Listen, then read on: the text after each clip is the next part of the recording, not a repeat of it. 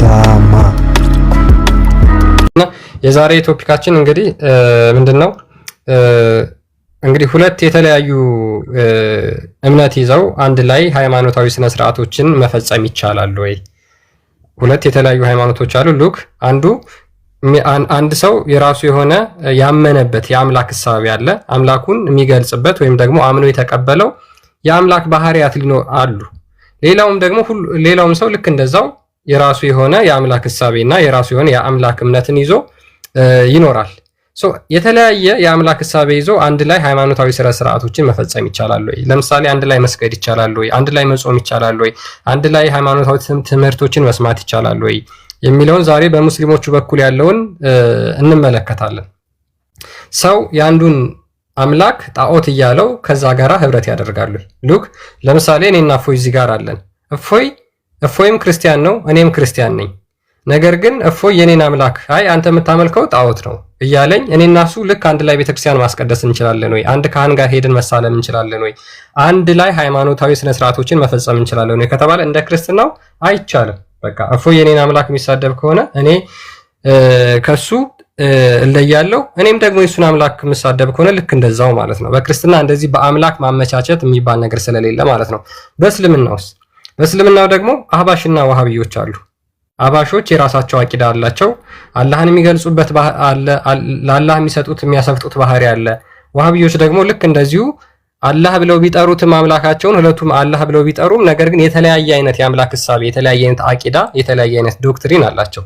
ለምሳሌ አህባሾች ወይም ደግሞ አህለል ሱና ወል ጀማ የሚባሉት እነሱ አላህን ያለ ቦታ ነው ብለው ይናገራሉ። ለሱ እጅ፣ እግር ወዘተ እነዚህ የአካል ክፍሎች የሉትም።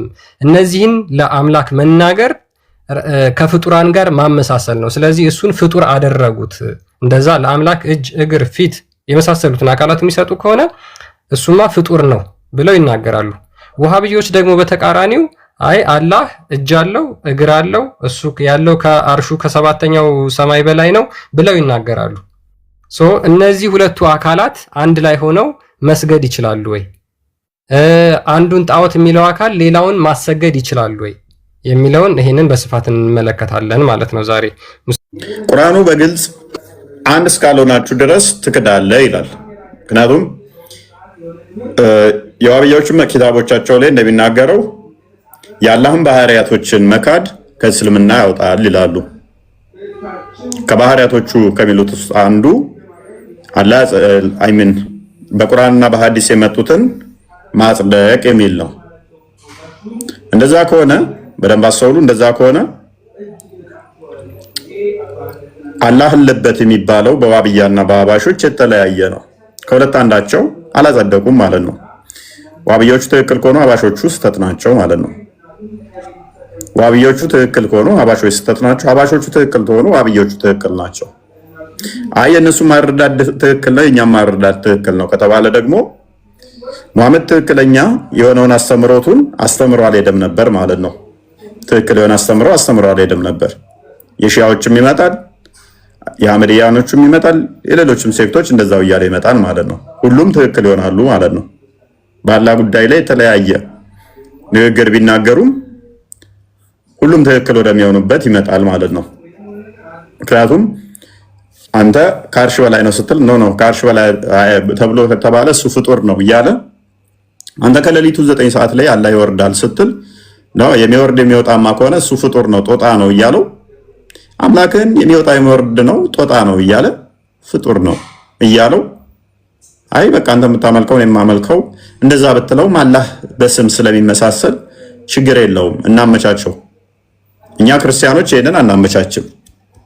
ለምሳሌ አንድ ሰው የክርስቶስን በስጋ መገለጥ ቢክድ፣ በስጋ መምጣቱን ቢክድ አምላክ እንዴት ቃል ስጋ ሆነ የሚለውን አልቀበልም ቢል ሊትራሊ ከክርስትና ያለምንም ማመቻቸት ያለምንም ማደራደር ያለምንም እንደው ምን ለማለት ፈልገህ ነው ሳይባል ቀጥታ ወጣሃል ነው ነው ወጣሃል፣ ድነትህን አጥተሃል።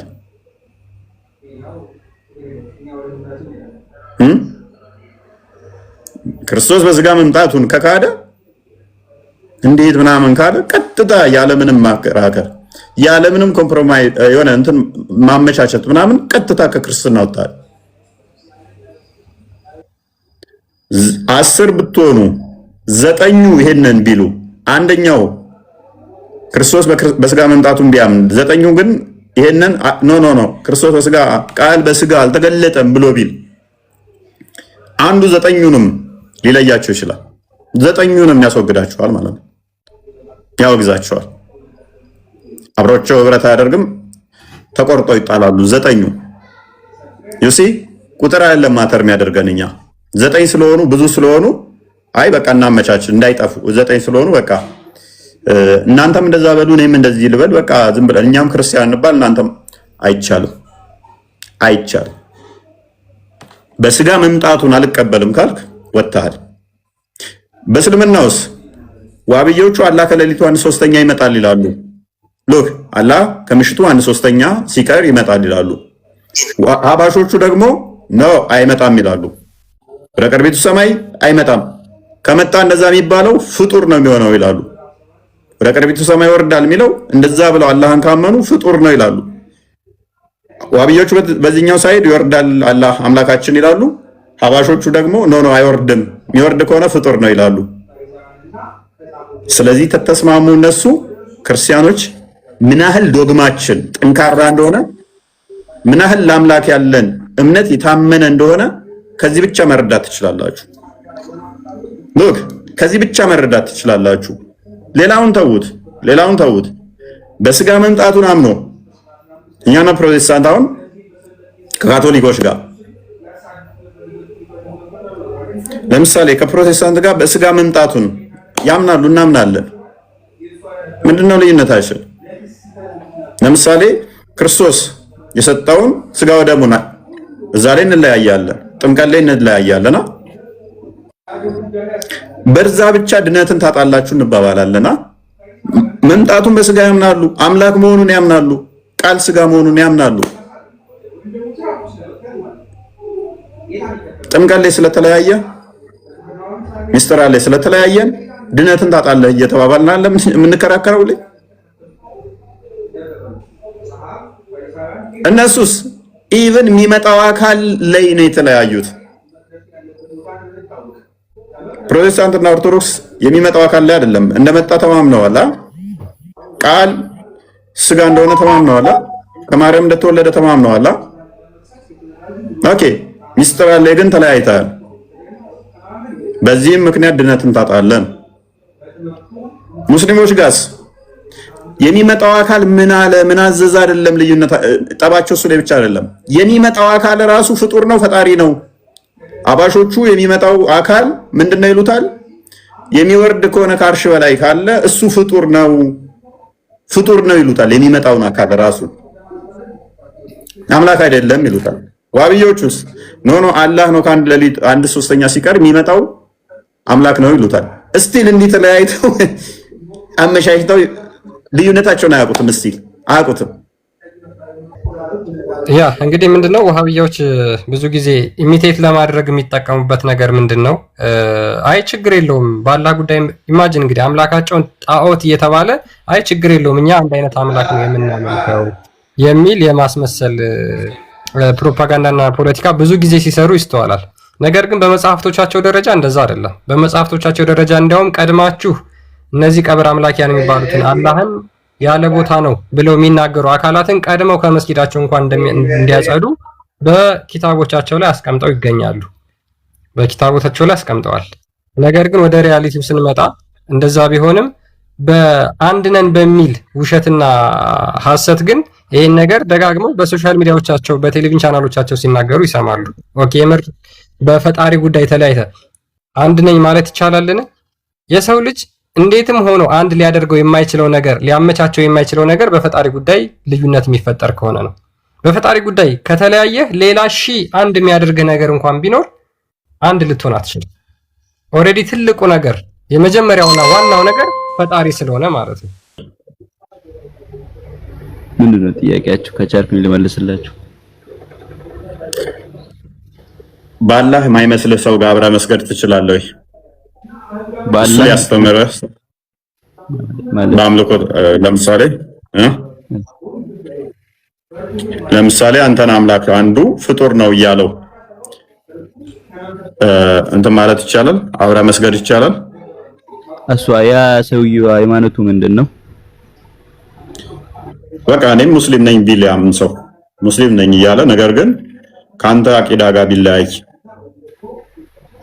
ሙስሊም ጋር ሆነ አብሮ መስገድ ይቻላል። እንትኑ መንገዱ ላኢላሃ ኢላላህ ከሆነ አብሮ መስገድ ይቻላል። ስለዚህ ላኢላሃ ኢላላህ ሲል ግን ያንተን አላህ አይደለም የሚጠራው ማለት ሌላ አምላክ አለ እንዴ? ላኢላሃ ኢላላህ ያለ ስሙ ተመሳሳይ ሊሆን ይችላል። ላኢላሃ ማለት ያው የለም ጣዖት ከአንዱ ትልቁ ጣዖቶች ኢላህ ከሚባለው ከአላህ በቀር ነው አይደለ?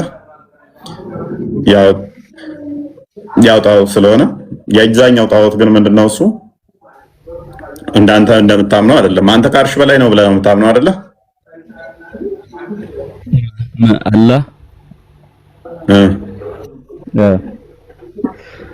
የሱኛው ደግሞ ከአርሽ በላይ ነው የሚባል አይደለም። አንተ ከሌሊቱ 1/3 ይወርዳል ብለህ ታምናለህ አይደለ?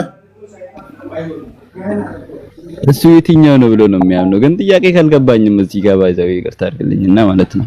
ኦኬ በቀላሉ ለምሳሌ እሺ አንተ አላህ ከአርሽ በላይ ነው ብለህ ታምናለህ። ከሌሊቱ 1/3 ላይ ይወርዳል ብለህ ታምናለህ አይደለ? ቀጥል ችግር እሱ ደግሞ አይምሮ ውስጥ ያለው የሰውየው አላህ ደግሞ አላህ ከአርሽ በላይም አይደለም ከሌሊቱ 1/3 ይወርዳል ተብሎ አይነገርለትም። እጅ ግራ አካል እንደዚህ ባት አለው ተብሎ አይነገርለትም። የለውም ብሎ ነው የሚያምነው። ለሱ እንደዚህ አይነገርም ብሎ ነው የሚያምነው። ስለዚህ ይሄ ሰውዬ ለአንተ አሰጋጅህ መሪህ ይሆናል ወይ? ወይንም ደግሞ ያንተ አላህና የሱ አላሁን አንድ ነው ወይ? ቀጥል። አይደለም አንድ አይደለም። አላህ ኦኬ። ስለዚህ ጋር ቀጥል። አላህ ከአርሽ በላይ መሆኑን የማያምን ከሆነ አላህ እኩለ ሌሊት መውረዱን የማያምን ከሆነ እሱ መሪ መሆን አይችልም። ኦኬ። ስለዚህ እሱ እምነትና አንተ እምነት አንድ ነው ማለት ይቻላል?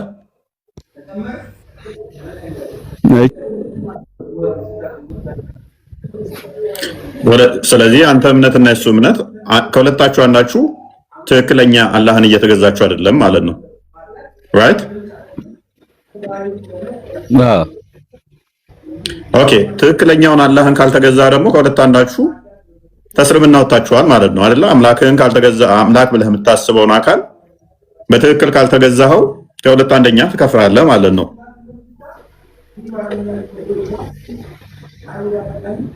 አይደለ? ከእስልምና ያስወጣኝም ከእስልምና ያስወጣል ሳይሆን ከእስልምና እንዴት ነው የሚያስወጣው? ሃይማኖቱ እኮ ሙስሊም ነው። ላኢላሃ ኢላላህ ያ ላኢላሃ ኢላላህ መንገድን ይዟል። ግን አላህ ከአርሽ በላይ መሆኑን አላመነም። ያ ሰው ግን መሪም አይሆን አይችልም ነው ያልኩት እንጂ ከእስልምና ያስወጣል አይደለም። ስለዚህ አንተን አምላክ ጣዖት ቢለውም ጣዖት ቢለውም ፍጡር ቢለውም የሱ አላህ ከአርሽ በላይ ያለ አይደለም ቢልም ባህሪያቶቹን ያንተ የምታጸድቀውን ቢክድም ዘሆን መሪህ አይሆንም እንጂ ከእስልምና አይወጣም። ከእስልምና ካልወጣ ነው መሪህ አይሆንም። ኦልሬዲ ሙስሊም እኮ ነው በቃ ከእስልምና ካልወጣ እንዴ የላኢላሃ ኢላላህ መንገድን ይዟል። እንዴት ነው የሚወጣ? ሰላት ይሰግዳል፣ ዘካ ይሰጣል። ኦልሬዲ የላኢላሃ ኢላላህ መንገድን ከያዘ እኮ እሱ በሱ ስላላመነ ከእስልምና ይወጣል አይደለም እኮ። መልካም። ሰላት ባይሰግድ ከእስልምና ይወጣል አይወጣም? ይወጣል። ሎክ ሰላት ቢሰግድ ባይሰግድ ከእስልምና ይወጣል። ሰላት ሲሰግድ ፈሱም ቢፈሳ ሰላቱ ተቀባይነት አለው? ምን ሰላት እየሰገደ እያለ በቃ ውዱ ሳያደርግ ሰላት ላይ ፈሱም ቢፈሳ ተቀባይነት የለውም። ተቀባይነት የለውም። በደንብ ባስተውል። ምን ብለኸኛል? ሰላት ካልሰገደ ከእስልምና ይወጣል አልከን። ፈሱን የሚፈሳ ከሆነ ደግሞ ሰላቱ ተቀባይነት የለውም። ሰላቱ ተቀባይነት ከሌለው ከእስልምና ይወጣል ማለት ነው። በፈስ ምክንያት ከእስልምና ይወጣል። ወይስ በፈስ ምክንያት ከእስልምና እንደዛ አላልኩም። ሎጂኩ እንደዛ ነው። አንድ የሚያደርገው አንድ ያዳምጠኝ። ቆይ በፈስ ምክንያት ከእስልምና መውጣት ይችላል። ሉክ ሰላት ካልሰገደ አንድ ሰው ከእስልምና ይወጣል። በደንብ አስተውሉ። ክርስቲያን ይክፈትልን። ምን ሰላት ማይሰግድ ከሆነ ከእስልምና ይወጣል። ፈሱን የሚፈሳ ከሆነ ውዱ ካላደረገ ሰላቱ ተቀባይነት የለውም። ሰላቱ ተቀባይነት የለውም ማለት አልሰገደም ማለት ነው። የለውም ተቀባይነት ዜሮ ነው። ስለዚህ ሰላት ካልሰገደ ደግሞ ከእስልምና ስለሚወጣ በፈስ ምክንያት ከእስልምና ይወጣል። ነገር ግን አላህን ጣዖት ነው እሱ የሚያመልከውን አላህን ጣዖት ነው እያለው ይወርዳል ወደ ሰማይ የሚለው ፍጡር ነው እያለው ከአርሽ በላይ አይደለም እያለ አይወጣም ከእስልምና። አላህን ጣዖት ነው እያለው ከእስልምና አይወጣም። በፈስ ምክንያት ግን ሊወጣ ይችላል። በሰላት ምክንያት ሊወጣ ይችላል። ጣዖት ነው እያለው ግን አይወጣም። እንደዛ አላልከኝም እኮ ቅድም አላህ ጣዖት ነው ካለ አላልከኝም እኮ እንደዛ ብያለኝ። ምክንያቱም ኢቭን ባይል ራሱ እኮ ያንተ የሚወጣው የሚወርደው እሱ አላህ አይደለም ብሎ ካለ ባህሪውን ከካደ እኮ ጣዖት ነው እያለ ነው ማለት ነው። ምክንያቱም አንተ አሁን አላህን ታመልካለህ አይደለ? አንተ አላህ ብለህ የምታምነው አመልኳለሁ አላህና ያ ከአንተ ውጭ ያለው ሌላ አሁን ስምህ እንደሚናገረው ከአንተ ውጭ ያለው ሁሉ ፈጣሪ አይደለም ፍጡር ነው ብለህ ነው የምታምነው አይደለ? እሱም እንደዛው እኮ ነው። አንተ የተለየ ሲያመልክ ምን እያለ ነው ማለት ነው? ሌላው ፍጡር ነው እያለ ነው። ኤነስችን አዲስ አንድ አንብባ ክርስቲያን። ኦኬ እሺ። ሳሂህ ቡኻሪ 195 ላይ እንደዚህ ብሎ ይናገራል። አቡ ሁረይራ እንደተረከው አላህስ ሜሴንጀር ሰይድ ያላህ መልእክተኛ እንደዚህ አለ the prayer of a person who does hadat or that means passes urine stool or wind ማንም ሰው ልክ ፈሱን ቢፈሳ ወይም ደግሞ ከሰውነቱ የሆነ ነገር ቢወጣ ለምሳሌ ፈስ ቢፈሳ ሽንት ቢሸና is not accepted till he performs ablution ጸሎቱ ተቀባይነት የለውም ትጥባት እስኪፈጽም ድረስ። a person from hadat mount asked Abu Huraira who is hadat what is hadat Abu Huraira replied hadat means the passing of the wind hadat ማለት ፈስ መፍሳት ነው። እንግዲህ ሰላት ላይ ቁጭ ብለህ ቆመህ ፈስን መፈሳ ከሆነ ሰላት ተቀባይነት የለውም። ሰላት ተቀባይ ካልሆነ ከእስልምና ትወጣለህ። ኦኬ ሰላቱ ተቀባይነት የለውም ይላል እንጂ አሁን ከእስልምና ይወጣል ማለት ነው። ታዲያ ከእስልምና ይወጣል የሚላል እዚህ ጋር የለም። ሰላት ተቀባይነት የለውም ማለት አላህ አይሰማህም ማለት ነው። መላእክቶችም ጸሎት አያደርጉልህም አብረው። ሰላት ተቀባይነት ከሌለው ደግሞ ምንድነው እሱ ታዲያ የምትለው? ሰላት ተቀባይነት ካሌለ ሰላት ካልሰገደ ቅድም ምን ብለኛ ከእስልምና ይወጣል። ተስማማን እኮ ማለት እዚህ ጋር አንድ ሰው ፈሱን ከፈሳ ሰላቱ ተቀባይነት የለውም ማለት ድጋሚ ታጥቦ መስገድ ይቻላል ማለት ነው እንጂ ሰላቱ ከታጠበማ ይችላል እኮ ጎበዝ እኮ እንደዛ ካደረገማ ይችላል እኮ እንደዛ ካደረገማ ይችላል። ግን እኮ አሁን አጓደል አይደለ? ምን ብሎ ፈሱን በመፍሳቱ ፈሱን ከፈሳ ውዱ ካላደረገ የሰላትን አጓድሏል አይደለ? አዎ አጓድሏል። ኦኬ አጓድሏል። እሺ ኦኬ እየሰማሁህ ነው። ቀጥል ማሄር። ቆይ አንዴ። አዎ ያለው ማሄር ነው ለካ። አጓድሏል አላጓደለም? አንድ ሰው ፈሱን ፈስቶ ሰላትን የሚሰግድ ከሆነ ሰላቱ ተቀባይነት የለውም ይላል። በማጓደሉ ነው አይደለ ህጉ? አዎ ጎበዝ። ሱራ 19:59 እንክፈትልኝ።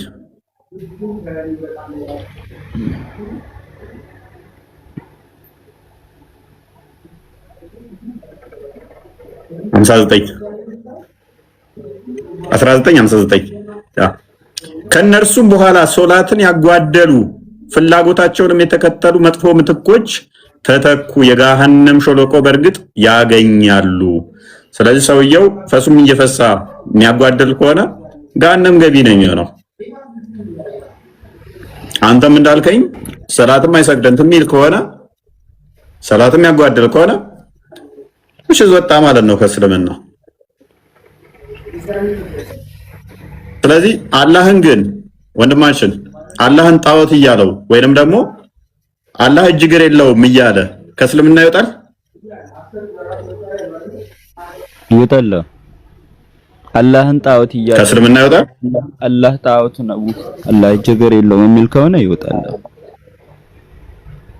ቀደም ታዲያ ለምንድን ነው ሰው አወጣም ያልከኝ? እሺ ጣዖት ሳይልስ ምን ብሎ አላህ እጅ እግር የለውም ቢልስ? ከአርሽ በላይም አይደለም ቢልስ? ምን እጅ እግር የለም ቢልስ? ግን ሃይማኖቱ ሙስሊም ነው፣ አውቆ ሙስሊም ነኝ እያለ አውቆ ለምሳሌ መሪ ነው እንበል፣ አላህ ከአርሽ በላይ ነው የሚሉ ሰዎች ተሳስተዋል። አላህ ከአርሽ በላይም አይደለም፣ አላህ ያለ ቦታ ነው ወይንም ደግሞ በሁሉ ቦታ ነው ወይንም ደግሞ አላህ አንድ እጅ ሁለት እጅ አለው የሚሉት እሱ ፍጡር ነው፣ ባት አለው የሚሉት እንደዚህ ስህተት ነው ቢል ይሄ ሰው ያንተ መሪ መሆን ይችላል?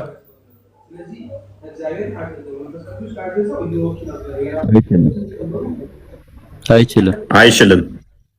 መሪ ቢሆን ምንድነው ችግሩ? የእስልምና መሰረቶችን ስላልሞላ። አዎ ታዲያ እንትና ከሼክ ኢብራሂም ቀድሞ የነበረው ተቀዳሚ ሀጂ ሙፍቲ እስልምና መስፈርትን አሟልቶ ነው እንደ ሲመራችሁ የነበረው? እኔ እንጃ። ስለዚህ በካፊርም ትመራላችሁ ማለት ነው። ማን ነው ያለ? አልሞላም ነው እርሱ አልሞሉም ነው። እሱ አሁን ከአርሽ በላይ ነው ብላ ምንም ሲመራችሁ ነበረ። እንደዛ ብሎክ ነበር እንዴ? አዎ እሱ በደንብ የታወቀ እንደ ሲሞት የተደሰታችሁት ለምንድን ነው? ማንም ሙስሊም ሆኖ በሰው ሞት የሚደሰት ሰው የለም። ማን ነው የተደሰተው? ብዙ የተደሰቱ አሉ። እንደውም እንትን ራሱ የደስታ ስግደት መሰገድ አለበት ሁሉ ያሉ አሉ። ዋናው ፖይንታችን ግን በደንብ አስተውል። ድራማ ይሰራሉ። ምን አይነት ድራማ? አንድንን ተመሳሳይ ነን ችግር የለውም የሚል አሁን ፈርስት ፎር ምናምን ነው የምትል ስመ እኔስ አንተ አሁን የተወሰነ እንትን ስትራግል እያደረክ ነው። አምላክን ጣዖት ካለብህ አብረህ እንደማሰግድ ገብተዋል። ብሰግድም እንኳን ቢያሰግድህም እንኳን ከአይምሮ ጋር ጠብ ነው የምከፍተው። ምክንያቱም ስሙ አንድ ሊሆን ይችላል፣ ግን ያንተን አምላክ በጣዖት እየሳለው በፍጡር እየመሰለው በምንም ተአምር አንድ ልትሆን አትችልም። እሺ ዋና መለያያችሁ ምንድነው ብለህ ነው የምታምነው አንተ? ዋና መለያ መሆን ያለበት በምታምነው ላይ ምንድነው ብለህ ነው የምታምነው? መጀመሪያ ላይ እሱ አላህ ፈጣሪያችን አላህ Subhanahu Wa Ta'ala ከአርሽ በላይ አይደለም ብሎ ነው የሚያምነው። አላህ እግር የለውም ብሎ ነው የሚያምነው። አላህ ጣዖት ነው ብሎ ነው የሚያምነው። እሱ እንደዛ ብሎ የሚያስተምረኝ ከሆነ እኔ አልቀበለውም። መሪዬ መሆን አይችልም ያ ሰውየው ማለት ነው። እንዴት እቀበለዋለሁ? እኔ እስልምና አስተምሮት ይሄ የለም ይሄ ስላልለ ነው የማልቀበለው። እኔ ይሄ መሪዬ አይሆንም ብዬ እቀበለዋለሁ ይሄንን ሰው። ገባክ? ይሄ ሰው ገነት ይገባል? እኔ አላውቅም። ገነት የሚገባንና የማይገባን ሰው አላህ ነው የሚያውቀው። ግን ይሄ ሰው የእስልምና መንገድ ይዟል። እኔ አላውቅም። የእስልምና መንገድ ይዟል? እኔ አላውቅም። ሰላትን ይሰግዷል። ግን ይሄንን ስላለ እኔ ጀነት አይገባም ማለት አልችልም። እኔ አሁን ለምሳሌ የእስልምና መንገድ ይዟል አልከነፈ ተካፍተውስ ንጌ ይዟል ማለት እንዲህ እንዳዘለንገር አንድ ሰው ሰላትን የሚሰግድ ከሆነ አላህ በብቸነት የሚያመልክ ከሆነ ያ ሰውየው ምንድነው የሚባለው? ሙስሊም ነው የሚባለው። ገባክ? ስለዚህ ምን አለፋችሁ ታዲያ? እንደዛ ከሆነ የአንተን አምላክ ጣዖት እያልኩም አምስቴ ከሰገርኩኝ ዘካ ብዬ ገንዘብ ከሰጠውኝ በቃ ሙስሊም ነኝ ማለት ነው። እኔም ጣዖት እያልክ እኔ አሁን ለምሳሌ ያንተን አላህ የሚለውን ስም ብቻ ዛለው እንደውም 7 ጊዜ እንሰግዳለን እኛ ችግር የለብንም። ታምስቴም ከፍ ላድርግልን። ስለዚህ እየሰገድኩ ነው። ግን ያንተ አላህ ለኔ ጣዖት ነው። አላህ ማለት ግን ችግር የለብኝም። በቃ አላህ አለው። በአላህ ሳትጋራ አላህ ብቻ መስገድ ከሆነ አላህን በብቸኝነት የምታመልክ ከሆነ እንዴት ነው አላህን ሲጀመር አንተ ጣዖት ነው የምትለው? ያንተ ነው። ያንተ አላህ ለኔ ጣዖት ነው። ዶክ ያንተ አላህ አንተ የምታመልከው አላህ ለኔ ጣዖት ነው። የኔ አላህ አባት ነው። የኔ አላህ እንዳንተ አላህ አይደለም። ስለዚህ የኔ አላህ አባት ብዬ አመልከዋለሁ።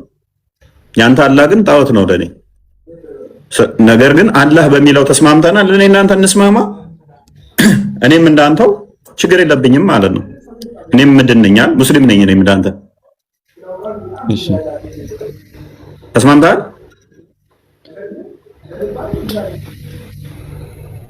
እኔ አልስማማም። እኔ ተስማማውልህ እኮ ምክንያቱም አንተ ስሙ ላይ ስለሆንክ ያንተ አላህ ለኔ ጣዖት ነው። ምክንያቱም ያንተ አላህ ከሌሊቱ 1/3 ሁሌም የሚወርድ ነው። አንዲት ባት ያለችው ነው። 2 ቀኝ እጅ ያለው ነው። ጭንቅላት የሌለው ነው። አንገት የሌለው ነው። እሱ ፍጡር ነው። የኔ አላህ ደግሞ በሁሉ የሞላ በሁሉ ያለ ቦታና ስፔስ የማይገድበው መንፈስ የሆነ አባት ተብሎ የሚጠራ ነው። እንስማማ። እኔም የዋላ ብያለሁ እኮ አንተ 5 ከሰገደ ብለህ የለ እኔ 7 እሰግዳለሁ። ዘካ የሚሰጥ ብለህ የለ እኔም 10 በክረት እሰጣለሁ። እንደውም አንተ ጋር ዘካ ስንት መስጠት እንዳለብህ በቁርአን አልተዘረዘረም። እኔ ጋር መጽሐፍ ቅዱስ ላይ ተዘርዝሯል 10 በክረት ስንት ማውጣት እንዳለብኝ። ስለዚህ እሱን ዘካ ብዬ ወስደዋለሁ። ችግር የለውም። እንስማማ። እኔ እኮ ያልኩህ እሱን አይደለም እኮ እኔ ያልኩህ ይሄ ሰውየው አላህን በብቸኝነት አላህን አንድ መሆኑን ካመነ አላህን በብቸኝነት የሚያመልክ ከሆነ ሳያጋራ በአላህ ሳያጋራ የሚያምን ከሆነ እንዴት ነው አላህን ጣዖት ብለው የሚያምነው? ነው እንዴት አላህን ጣዖት ይለዋል? እሱማ አላህን አንድ ብሎ ያመልካል። ግን አንተ ደግሞ አላህን አንድ ብለህ አይደለም የምታመልከው። አንተ ብዙ አላህ ነው ያለህ። ፈጠርናችሁ ያደረግናችሁ አደረግናችሁ የሚል በጣም ብዙ ቦታ አለ። እሱ እኮ ሌላ ነው። ሌላ እንትን ያለው እሱ ማለት እኮ ምንድነው? ለምሳሌ አንተ ራሱ ለምሳሌ እኔ እንዴት ነህ አለ ብዬ ሰላምታ ብጠይቅ አዎ አለን እንዴት ነህ ደህና ነህ አላልከኝ አትለኝም? አለን ደህና ነህ አትለኝም? ጎበዝ እናመሰግናለን። ያንተ አላህ ፍጡር ነው። ቀደም ያልኩህን አስታወስከውን? አንተ በተጠቀምከው ኤግዛምፕል መሰረት አላህ ምሳሌ የሚደረግለት ከፍጡር ጋር ስለሆነ አላህ የሚናገረው እንደኔ እንደ ፍጡር ራሱን ከፍጡር ጋር እያመሳሰለ ነው። ምንም ለኔ አምሳያ አታድርጉ፣ ምስል አምሳያ የለኝም፣ ቆይ ከፍጡር ጋር ታመሳስሉኝ፣ ምሳሌም እንዳሰጡ ያለውን አንተ በደቂቃ ውስጥ አፈርሰህ ለምሳሌ አንተ እንዴት ትላለህ ብላልከኝ። ስለዚህ ሱራ 16 74 አካባቢ ሱራ 42 ቁጥር 11 ላይ ቁርአንን አፈረስከው፣ አላህን ውሸታም አደረግከው። አላህ እንደኔ ነው የሚያወራው ማለት ነው። እንደኔ ነው እንደኔ ምሳሌ ይሰጠዋል ማለት ነው። ምክንያቱም እንዳታመሳስሉ ተሳስታችሁ እንዳታመሳስሉ ብሏል። በደቂቃ ውስጥ አላህ ፍጡር መሆኑን ኮንፊርም አደረክልኝ። አጨበጭባለሁ። አላህን ማለት አታመሳስሉ ማለት አላህ እጅ አለው ስንል አላህ እጁ ከኛ ጋር ይመሳሰላል ማለት አይደለም። አላህ አይን አለው ማለት ከኛ ጋር ይመሳሰላል ማለት አይደለም። እጅ ማለት ምን ማለት ነው? ቆይ እጅ ማለት ምን ማለት ነው? እጅ ማለት ምን ማለት ነው? ቆይ አለስተ እሺ ልንገርህ። አላህ እጅ አለው ማለት ከኛ ጋር ይመሳሰላል ማለት ነው። አይመሳሰልም ማለት እኮ ነው እንጂ ይመሳሰላል ማለት አይደለም። እዛ ጋር ማወቅ ያለብህ እንጂ እኔ አሁን ያመሳሰልኩት እኔ ምሳሌ ነው የሰጠኩ እንጂ ከኛ ጋር አመሳስዬ አይደለም እኮ አላህን ከኛ ጋር ቆይ አይመሳሰልም ስትል አንተ ራስህ እኮ እያመሳሰልክ እየነገርከኝ ነው። አላህ 2 እጅ ያለው እጅ በሚለው ብቻ ከኔ ጋር አመሳሰልከው። አንድ በል 2 በሚለው ከኔ ጋር አመሳሰልከው። 2 በል አይመሳሰልም ስትል ምኑ ነው የማይመሳሰለው? እጅ የሚለው እኮ ኦልዌይስ አይምሮአችን አንተ እጅ ባልክባት ማይክሮ ሰከንድ በዛይ ቅጽበት ውስጥ በማይክሮ ሰከንድ ውስጥ እጅ የሚለው ይመጣልን። ይሄ ነው እጅ የሚለው የሱ ያላህ መያዣው መጨበጫው መስሪያው ነው አይደለም። ልነገር ወይ ተቀበል እንደዛ ስንል አላህ እጅ አለው ስንል እጁ አላህ ከኛ እንደኛ እጅ ያለው ማለት አይደለም። እጁ ከኛ ጋር ይመሳሰላል ማለት አይደለም እኮ ነው ያልኩክ። አላህ ከኛ ጋር አይመሳሰልም። አላህ ከፍጡር ጋር አይመሳሰልም ነው ያልኩክ እንጂ እጅ አለው ስንል እንደኛ እጅ ያለው ማለት አይደለም። ኦኬ ጭንቅላትስ አለው?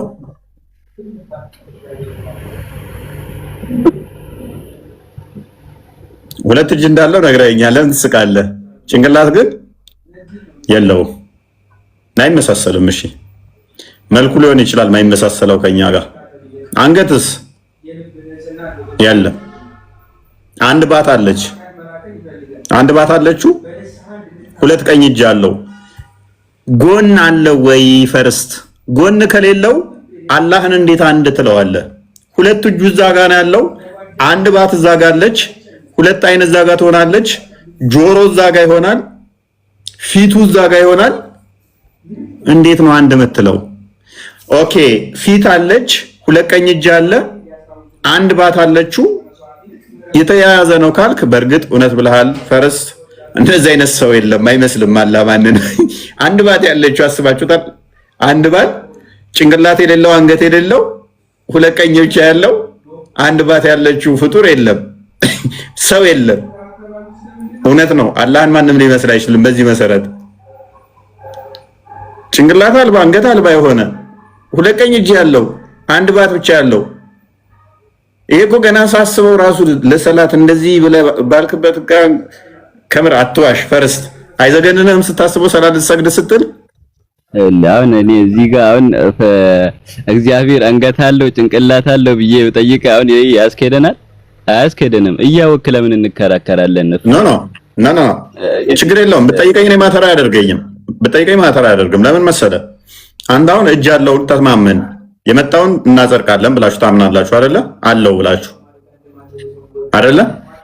እጅ አለው ስለ እኮ እጁ እኮ ከኛ ጋር አይመሳሰልም አልኩህ እኮ። አላህ ከማንም ጋር እንደማይመሳሰል ተስማማው። እንደማይስማም ያ እጁ ከማንም አይመሳሰል፣ ባት አለው ከማንም አይመሳሰል፣ ጣቶች አሉት ከማንም አይመሳሰል፣ ፊት አለው ከማንም አይመሳሰል፣ አይን አለው ማንንም አይመስል፣ እግር አለው ማንንም አይመስል። እሺ ጭንቅላትስ አለው ወይ? ጭንቅላት አለው ወይ? ማንንም አይመስል። እሱን የላቀም አልተጠቀሰም። ያልተጠቀሰውን አለን ብለን ስለዚህ ጭንቅላት አሁን የአንተ አምላክ አሁን ፊት አለው ጭንቅላት ግን ዜሮ። አንገትስ እንደዛ የተጠቀሰ የለም። እኔ እሱ አላየሁትም። እሺ ባትስ? ባት አለው ሶሪ ባቱን ይገልጣል ለካ። ታፋስ? ታፋና ጉልበት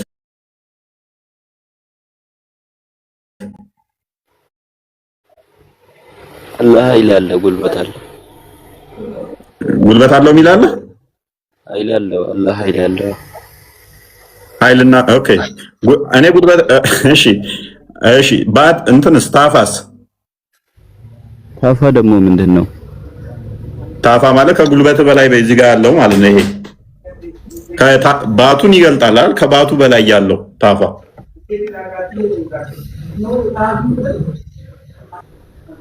ያላቀም እንደዛም ያልተጠቀሰው። ስለዚህ ታፋ ከሌለው እንዴት ነው እሱ አላህ አንድ ነው የምትለው? አንድ ባት ያለችው እግሩ ስንት ነች የምትሆነው? እንግዲህ አንድ እግር ነው። እኔ ሐዲስ ላይ ቡሃሪ 48ም ጋነም እግሩን ይሞላታል የሚለው አይ ቲንክ እንትን ነው ሲንጉላር ነው አይደለ? እንትኑ ክርስቲያን ቼክ አድርገው አንድ እግር መሰለኝ ፉት ነው የሚለው ፉት ነው የሚለው። ስለዚህ አንድ እግር ነች ማለት ነው። አንድ እግር ነው። ፊት ነበር የሚሆነው ያ ፊት ነበር የሚሆነው ፕሉራል። ያ እንትኑስ ሺኑስ ሺን የሚለው እንግዲህ አንድ ነው። ሺን ነው የሚለው ሺን ሳይል። ኦኬ ስለዚህ አንድ ባት አንድ ፉት። ስለዚህ አንድ ፉት አለው ሁለት እግር ያለ አለው ቢሉንም ችግር የለውም እኮ አንድ ባት ላይ ሁለት እግር አለ። እንዴ አይመጣውም እኮ አንድ እግር ላይ እንደዚህ ሁለት እግር አድርገ ከዛ ከላይ ደግሞ ሁለት እጅ አድርገ ጭንቅላት የለም አንገት የለም እንዴት አንተ አምላክን ከሰው ጋር ተመሳስላለህ? እንዴ እኮ በፍጹም እኮ አንተ እንደምታስበው አይደለም እኮ አላህ እኮ ከሰው እስቲ አንድ አስረዳኝ። እሺ አስረዳኩ እኮ አላህ እጅ አለው ስንል እግር አለው ስንል ከኛ ጋር አይመሳሰልም። አላህ ከፍጡራን ጋር አይመሳሰልም። አላህ ከማንም ጋር አይመሳሰልም አልኩ እኮ ነው። ይመስላል መች ወጣኝ? ይመስላል እኮ አልወጣኝም። ምን የቱን ነው ያለደክ? እጁ የሚሰራበት ነው አይደለ? ምክንያቱም አደሩን በእጆቼ ሰራው ስለሚል ሱረቱ ሳድ 75ኛው ላይ። ስለዚህ እጁ የሚሰራበት ነው። እጁ እግሩ አይደለም ማለት ነው። እግሩ ደግሞ የሚረግጥበት ነው አይደለ? የሚረግጥበት ነው እግሩ አይደለ? ገሃነምን በእግሩ ይረግጣል ስለሚል እሺ ይሁንልህ። እሺ ምን? እሺ ስለዚህ እጁ እግሩ አይደለም፣ እግሩ የሚረግጥበት ነው ከተባለ እንግዲህ አላህ ከላይ ነው፣ ሌላው እጁ ምኑ ከላይ ነው የሚሆነው ማለት ነው። ገሃነም ላይ ሲቆምባት እሱ ወደ ላይ ነው የሚሆነው መቼም። ስለዚህ እጁ ወደ ላይ ነው የሚሆነው ማለት ነው አይደለ?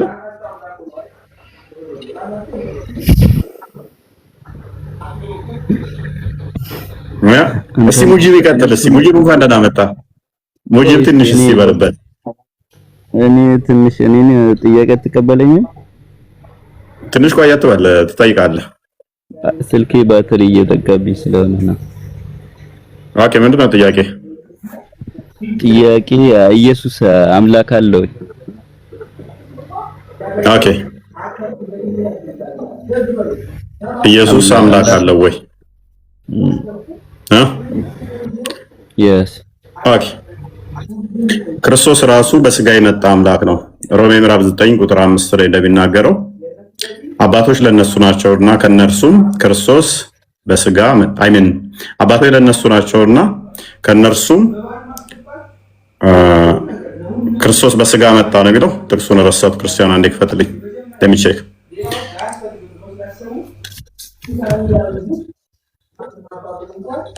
ሮሜ 9 ምዕራፍ 5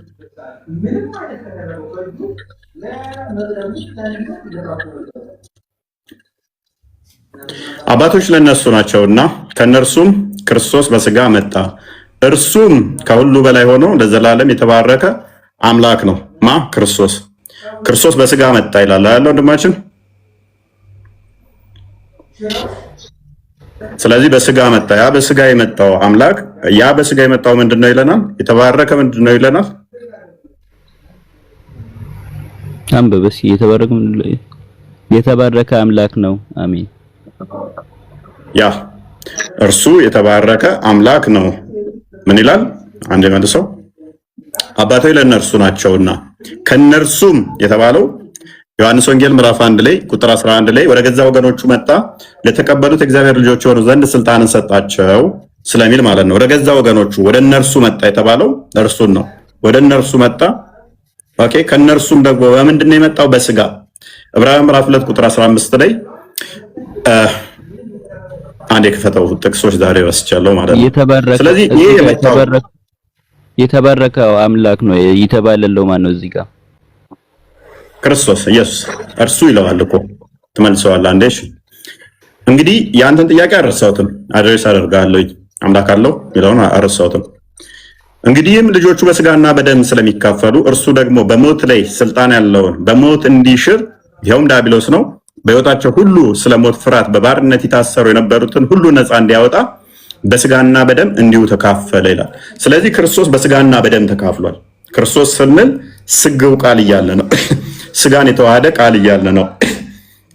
ቃል አስቀድሞ ስጋ ያልነበረው ነበረ፣ ስጋን ያልነሳ ቃል በሁሉ የሞላ በሁሉ ያለ ሁሉን የፈጠረ ሁሉን ያስገኘ ሁሉን በእርሱ የሆነ ነበረ። መልሰው ሮሜ ምዕራፍ 9 ቁጥር 5 ጥያቄ ውስጥ ላይ ስላለ ሁሉን የፈጠረው ቃል አስቀድሞ ስጋ ያልነበረው በስጋ ተገለጠ፣ በስጋ መጣ። ስለዚህ አባቶች ለእነርሱ ናቸውና ከነርሱም ክርስቶስ ልብ በል ከነርሱም ክርስቶስ መጣ። ከአባቶች እዛ ጋር ባሳየው መሰረት ቁጥር 16ን ብታሳየው ኖሮ ቅድም ምን ይላል? የያዘው የአብርሃምን ዘር እንጂ የመላእክትን ዘር አልያዘም ይላል። አባቶች ብለው የሚጠሯቸው አብርሃምን አባታችን ይሉታል። ዮሐንስ ወንጌል ምዕራፍ 8 ላይ ከቁጥር 52 አካባቢ ጀምሮ አባታችን አብርሃም ብለው ይላሉ እነኛ አይሁዶች ማለት ነው። ከእነሱ መጣ ከነርሱ አባቶች ለነርሱ ናቸውና አባቶቻችን ብለው ስለሚሉት ማለት ነው አብርሃምን። ስለዚህ የያዘው የአብርሃምን ዘር እንጂ የመላእክትን ዘር አልያዘም ይለዋል። ከነርሱም ክርስቶስ በስጋ መጣ። እርሱ የተባለው ማን ነው? ወንድማችን ፈርስ